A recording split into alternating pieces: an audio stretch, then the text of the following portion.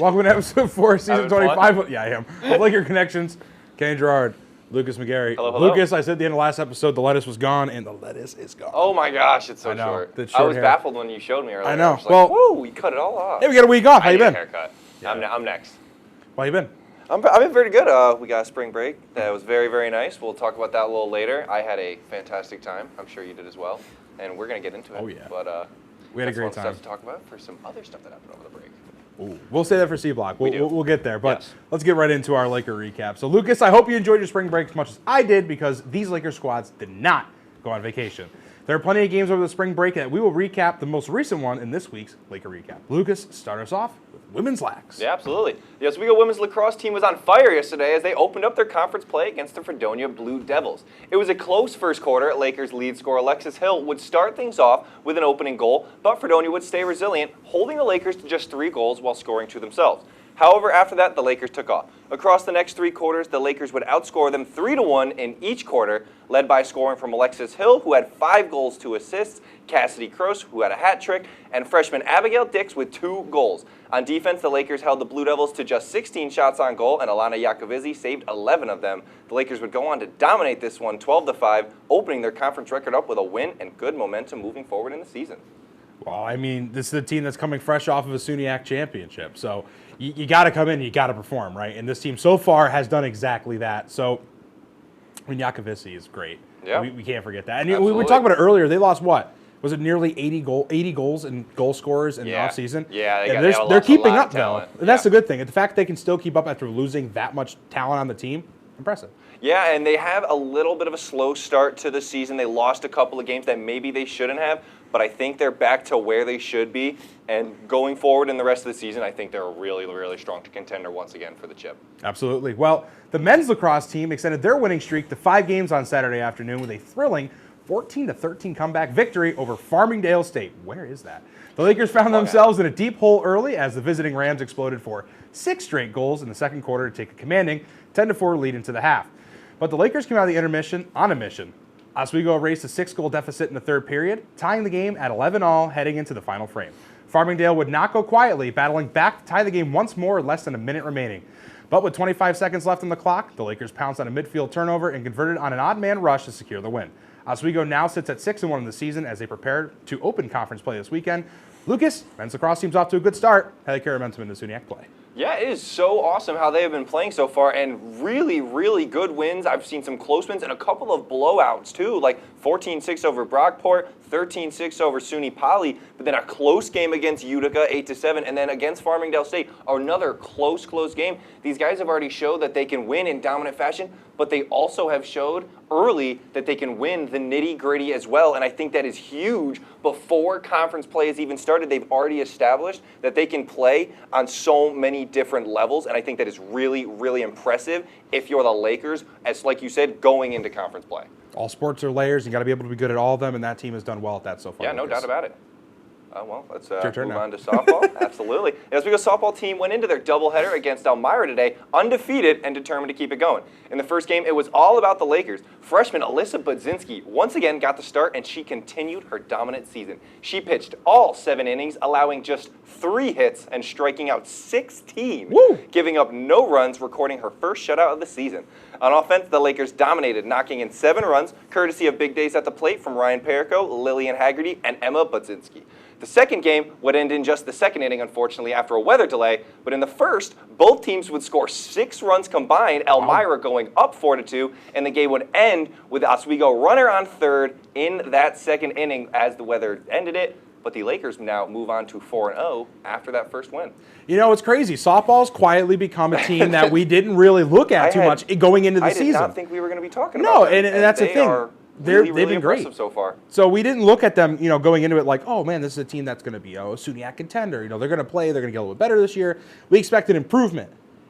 Early on, I know we're not in conference play yet, but early on, man, they've kind of been the surprise of the Oswego teams this year. They've been solid to start off. I will say, the way they usually start in their games before conference, they usually don't win too many. Right. And that is just the history of how they've been recently. So the fact that they are winning these early games that they usually don't, That's more than they've done recently, and I'm really, really impressed, especially with how these freshman starters that they've brought on the mound, like Alyssa Budzinski, who is an absolute ace, just phenomenal pitching from her, and I think that's a really, really strong base to build off of.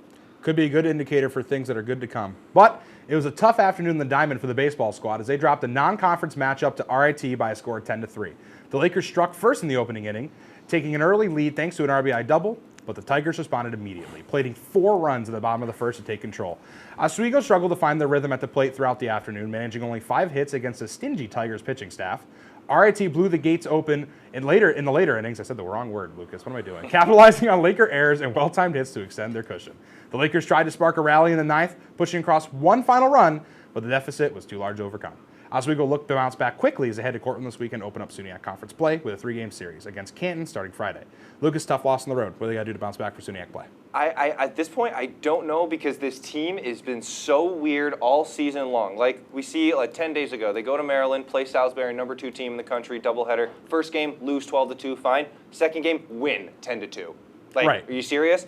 Then they go on to Oneonta, lose 11-1. Next 2 games, 2-1 win, 9-3 win. And then lost to RIT, 3-10. It's just up, down, up, down, up, down. I don't understand where this team should be. It should be high because we saw where they are with Salisbury. But then they lose to a team like Oneonta 10-1, and then you win the next 2 games. Where is the consistency? Because you need that going into playoffs, especially with a team that right now is 6-10. Well, we talked about it literally last episode, how it feels like baseball, especially softball a little bit, but mainly baseball, is just so like. Yeah, like it's a roller coaster the whole way. They keep doing it, and they're losing more than they're winning. Well, I guess we'll have to see what happens. But we're going to take a quick break. When we come back, it'll be time for the week ahead. You're watching Laker Connections right here on WTOP 10.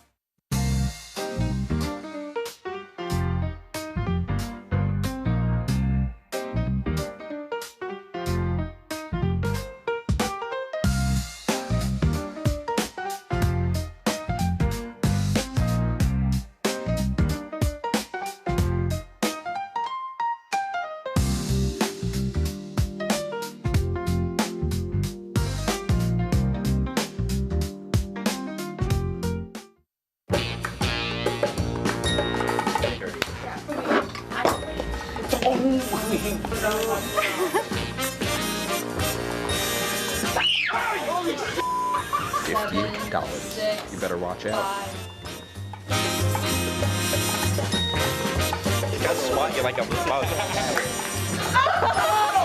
That is like not. You stole it?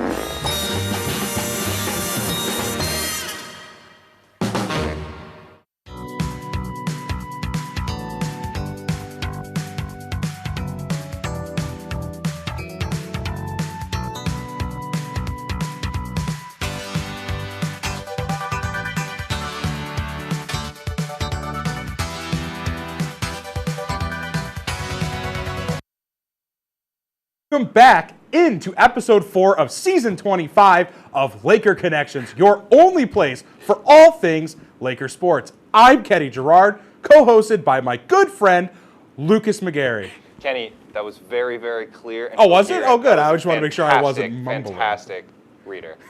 Let's move on. Yeah, going into the week ahead. We talked about the past, and it's time to look ahead with this episode's Week Ahead. Lucas, let's see what's coming up this week in Laker sports. Start us off, women's lacrosse. Yeah, absolutely. Up next for the women's lacrosse team, they might have their hands full as they take on the SUNY Morrisville Mustangs this Saturday at Laker Turf.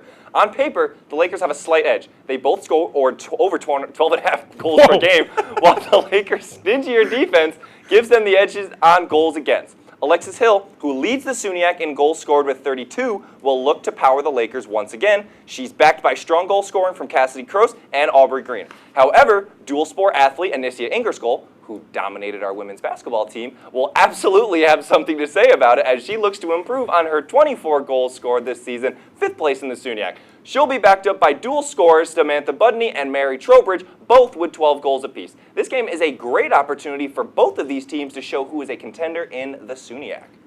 Yeah, and I mean, just looking purely at stats at this one, the only thing the Lakers really have a solid advantage in, see, I just did the same thing you did, are goals allowed per game. So if simply just looking at it, yeah, it looks like Oswego should win this game 10-8 maybe. Yeah, I mean, that would be my guess. Be close, but like I said, Anissa Ingersoll, she is a ridiculous athlete. I called the basketball game where the Lakers played. It was absolutely absurd. She dominated them. She has, in the 2 games she played against the Lakers, I think it was 53 points total.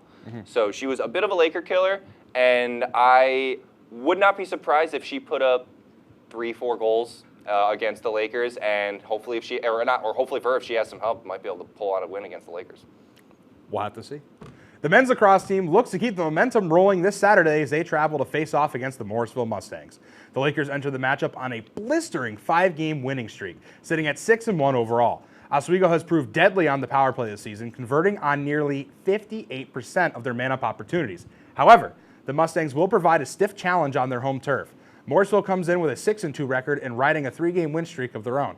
The Mustangs boast a high-powered offense that has averaged over 14 goals per game over the last 3 outings. A key battle to watch will be at the face-off circle, where Oswego has struggled at times this year, winning just over 40% of their draws. The Lakers will need to control possession and neutralize a Morrisville attack that returns over 90% of its scoring from a year ago. Wow. Opening face-off set for 1 p.m. on Saturday in Morrisville, as both sides look to start off conference play on the right foot. Lucas, what will it take for the Lakers to pick up their first conference win of the season? Kenny, it looks like Morrisville's got 2 solid lacrosse squads this year. They do. The men's team really, really good. I mean, 15 goals a game. That is really, really impressive. And I was taking a look at some of the games that they have played, and they haven't played the strongest competition in some of those like big-time wins. But again, when you score 20 goals in a game, 17 goals in a game, 18 goals in a game, and you're averaging now 15 goals a game through 7, that's still a ridiculous margin. So you got to be aware of that scoring from all of them if you are Seamus Hand. You got to be ready for that. And especially with the goals per game that the Lakers put up, they're still not the best on defense. No. So it is not a given that they can use their scoring to take out this Mustang team that has a better scoring offense. They need to rely on Seamus Hand to really lock in and shut down that offense if they are going to capitalize. Be interesting to see this weekend. Lucas, take us over the diamond, though. Yeah, absolutely. The Oswego softball team is off to a hot start this year, winning their first 4 games of the season. Now they get set to take on a struggling Brockport Golden Eagles team to keep up their winning ways. The Lakers this year have found new life on the mound. Alyssa Budzinski started the year 3-0 with 26 strikeouts through 17.1 innings. At the plate, they are just as strong, with 2 batters hitting over 400 right now and another 2 hitting over 300. The Brockport Golden Eagles, however, have been struggling with a team average of just .235. The ERA struggling as well, so the Lakers could easily take an early lead with some fast hits. Kenny, this is a very big chance for the Lakers to take 2 more important games before they begin conference play. Well, I mean, you got to say it. Every game matters, and coming in with the perfect record so far, you want to keep that, of course, right? Come on. So, I mean, if this team can just continue to be solid in the beginning, we talked a little bit earlier about how they usually drop these early season games. If they can win all these out, and they can win out before they get back to the SUNYAC, man. Yeah, it'd be exciting. This team really intrigues me this year. They're really fun so far, and if they can keep up that mound presence that they have so far with the starters that they have and really dominate that team ERA and dominate all over the conference with a strong pitching staff, they can be a really, really solid contender at the ending of the postseason. Absolutely agree. Well, who are to baseball now? The baseball team heads to Cortland this weekend for a neutral site clash as they look to get back in the win column against SUNY Canton. The Lakers enter a 3-game series with a 6-10 record, looking to shake off a tough loss to RIT earlier this week. Despite the recent stumble, Oswego's bats have shown signs of life, led by a lineup that's already picked up over 100 runs this season. They'll be facing a Canton squad that sits at 7-7 and is coming off a stunning 7th-inning comeback win over Utica. The Kangaroos have proved they can clear fences, blasting 3 home runs in their last doubleheader alone. For the Lakers, success will start on the mound. Oswego pitchers need to be sharp to contain a Canton offense that has averaged nearly 8 runs per game over the last 5 outings. But due to field conditions, the entire series was actually moved to the Gutchess Lumber Sports Complex. Interesting, Lucas. But first pitch doubleheader scheduled at 2 p.m. Final set will be Sunday afternoon. It's going to be a huge start for the baseball team. Lucas, take me through it. Yeah, I mean, for this team, the Lakers, like we talked about early, so up and down, and a game like this really, really big test because this Canton team is strong. They're 7-7. That's a pretty decent record and a good team average that really shows that they can all hit the ball and they have a good amount of guys that you can rely on to get on base. Team ERA, obviously nothing to write home about, but that happens when you have D3 college pitching sometimes. Sure. Guys have bad games, just like that. Happens in AAA. Exactly. The ERA skyrockets just like that. You got a bad stat. So early in the season, I don't rely too much on that team ERA stat. Earlier in the season, or later in the season, obviously. But right now, I think the Lakers need to capitalize on the hitting that they can produce, but they need to be able to string it together, and that seems to be the problem that they have a lot of the time is stringing together hits. They can do it. They can produce hits. They just need to put them together to actually get those runs in. We're going to throw it to a quick break. When we come back, it'll be time for Spring Break Recap. You're watching Laker Connections right here on WTOP 10.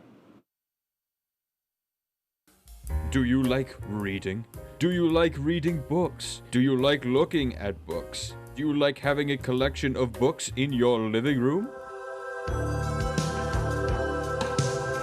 Now, before we get into the nitty-gritty, Spoiler alert. Okay, or why did I write this in yellow? I told you. Welcome back Between the Pages.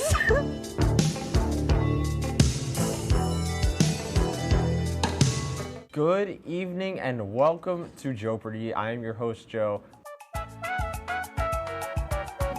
Hello, Simon. Joe is at this place. And I'm very concerned to see what Piper's answer is here. Sorry, it's a 98-page rule book. You guys are stumped still? Joe, I'm going to sound like a little snob here. It was not founded by Ray Kroc.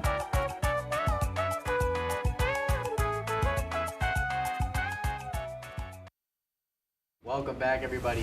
Season 2 of Oswego Lazo.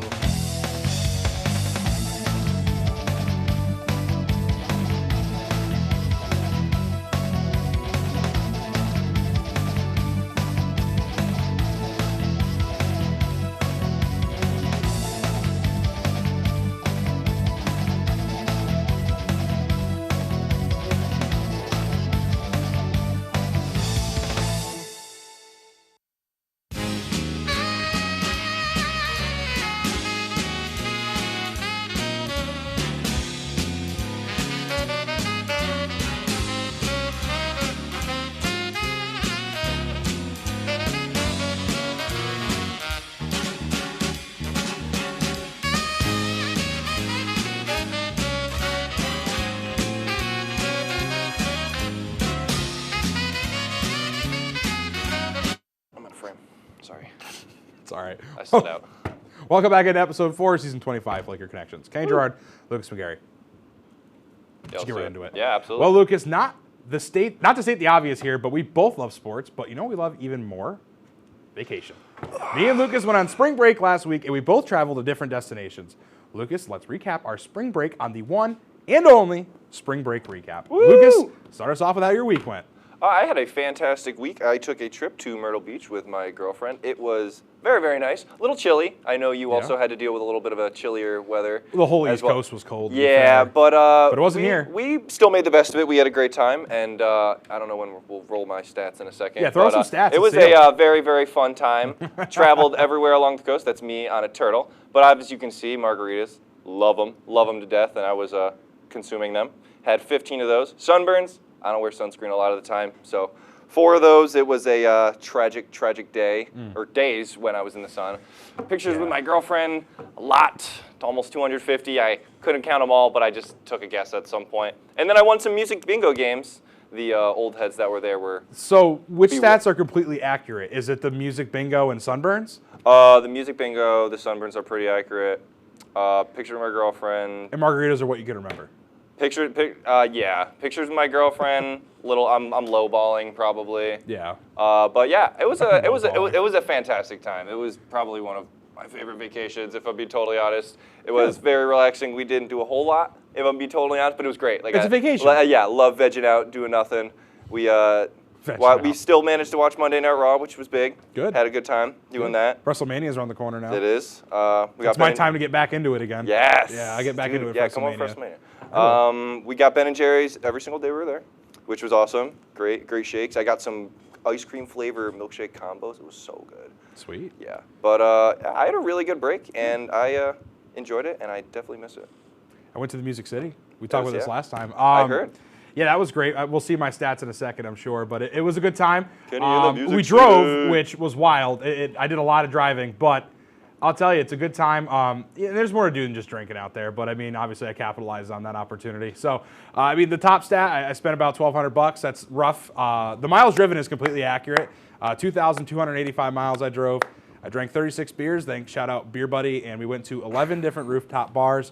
Obviously, that's part of it in Nashville is the nightlife, and Right. you know, we're on TV, so I won't harp on it too much. But there were some cool. I mean, I went to the Country Music Hall of Fame.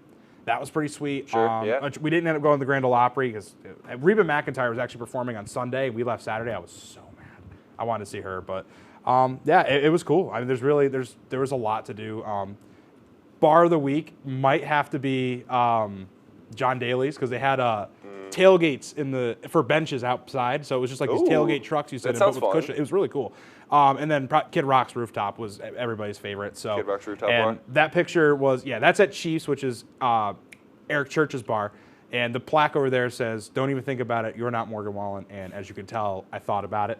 I didn't do it. I thought about it. I didn't do it. But I should have thrown the chair. I mean, I'd probably be in jail and not on Laker Connections. But hey, we would have covered for you. Here would have been the pro. I would still be in Nashville, and I wouldn't be in Oswego, New York. This is very That true. is a huge We problem. would have covered. We would have called you in. You would have been like on the laptop doing the show. I should preface that money spent between me and my girlfriend, and she's an accountant, so it might be a little more hers than mine. But we're going to go to a quick break. And when we come back, it'll be time for Laker Showdown. You're watching Laker Connections right here on WTOP 10.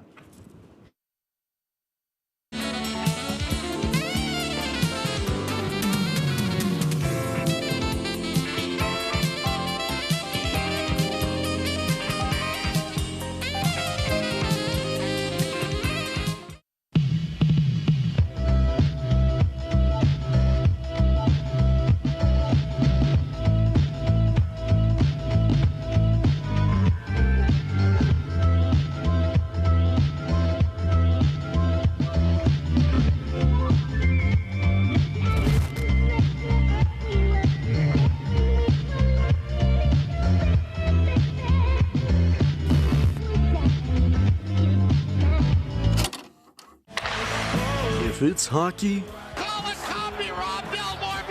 it's on Hockey Talk. The hockey gods will bless me again with another victory. Join Rob Finger and his panel of guests. Rangers are going to beat them simply because vibes. Vibes. You are winning this on vibes? That's a solid argument. As they take you through the hockey world. We welcome you with open arms. Tune into Hockey Talk, only on WTOP. I had to eat a raw egg on Chris's dormitory floor. I currently don't have any federal pending charges. You know what you never did? You never walked to Walmart, Chris. That's my co-host. This is for making me eat roast Pop-Tarts. It's showtime, Chris. Come on. I want to be on the air for that. I got a couple things to say. No. Spin the wheel. But you got censorship. Welcome back. Welcome back. Welcome back to... He's excused. Pretty girl scared when she see me sleep. Two most important people here, by the way. Facts.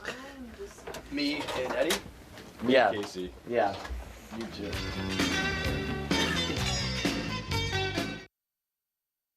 Well, I hope you just enjoyed our false advertising. Welcome back into episode 4 of season 25 of Laker Connections, your home for everything Laker sports. And Lucas, it's time to welcome back Mr. Michael Neckers for Laker Showdown. Moderator, go ahead. Tell them at home what it is, Mike.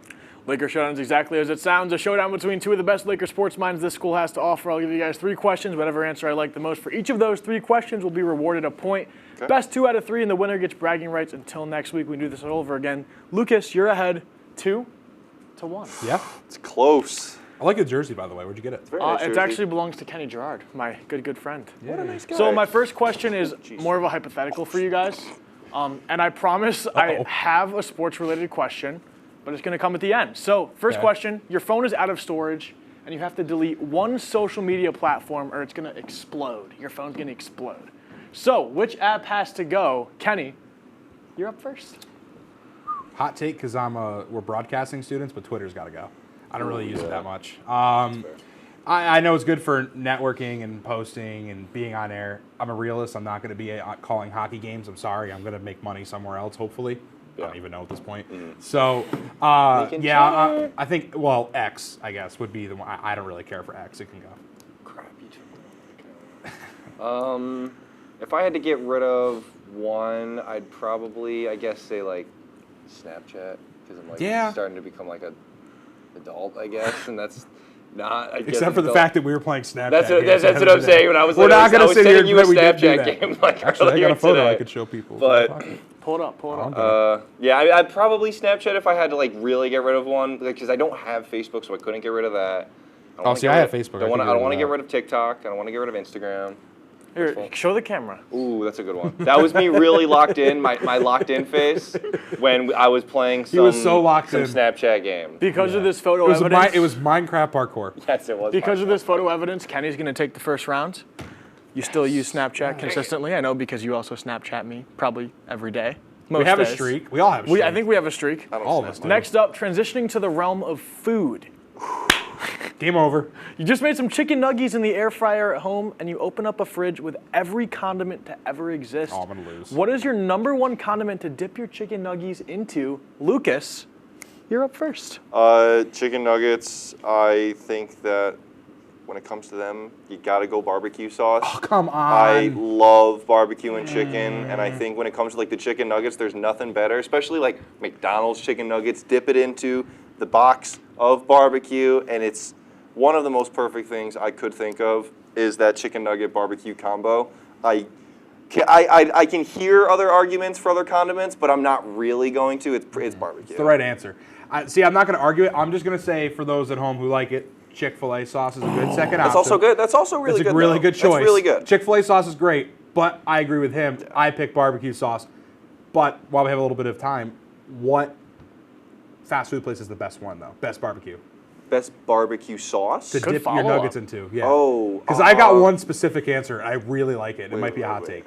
Because I think I know. If you have your answer, I'd say throw it out there. Wendy's. I was also going to say Wendy's. Has the I was best also going to barbecue say sauce Wendy's for chicken nuggets. There was a time where I only got Wendy's, and I would get I would get fries like fresh out of the fryer, get it with the barbecue sauce, dip them right in. We got like 2 minutes left. Probably should move on. We're fine. Okay, yeah. I'm going to give this one to Lucas. You guys already gave him the point in the back, which I didn't tell you to do. So thanks, Gilly. You're the worst. Yeah. And last but not least, in the spirit of March Madness.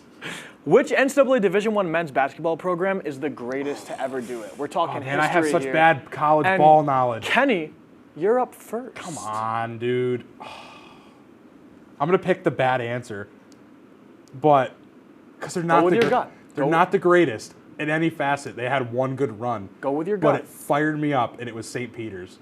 Dude, Doug Eddert is my savior. That's great, though. I know it's wrong. The right answer is like Duke or UNC. That's boring. That sucks. No one's picking that. I'm going with St. Peter's. Doug Eddert is my GOAT. That is a really good answer. I love that St. Pete's run. I think it's UCLA, just based on like pure championship stardom. They haven't won anything. Answer. They haven't won anything in a very long time. But if that's the question you're going to ask, I'll give the most right answer that I think, and it's definitely UCLA. They have the most success pretty much out of anyone, I think. You deserve the point, but my answer's fun. Oh, no, your answer is great. And, like, if we did, like, Best March Madness run, I would absolutely take St. Peter. And maybe that should have been my question. But, yeah, but in terms of, like, who's the greatest, like, I would say it's got to be UCLA. All right, well, Lucas is going to take the cake on this one. I don't disagree. That St. Peter's run was so much fun to watch. That was awesome. I will not give up my morals for a win. I believe in what I believe in St. Peter's. That was greatest basketball team of all time? The GOAT. I like it. It might be my favorite run of all time. Someone said in my ear, too. It's probably my favorite run. That is one of the best runs ever. Although, Jack Goikel for Oakland? I don't know how to say his last name. Golke. Jack Golke? That was Gokel, or whatever. I don't know. He was awesome for Oakland. All right, that's it. We're out of time. Thank you for joining us for the 4th episode of Season 25 Laker Connections. We will see you next week for episode number 5 Laker Connections. Have a good night, and make sure you vote for GM.